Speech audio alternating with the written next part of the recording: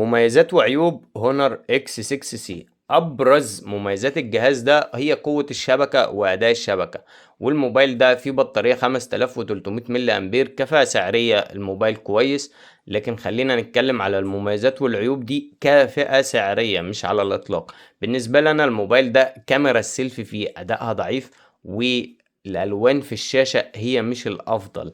يعني الالوان في الشاشه هنا جايه من نوع تي اف تي. على الاقل انا بالنسبه لنا انا بصنف الشاشه دي عيب بالنسبه للناس اللي بتستخدم الشاشات بشكل مكثف، وبس الناس اللي شغاله الشاشات بتتكسر منها كتير. بالنسبة لي انا بصنفها ميزة. وليه ميزة؟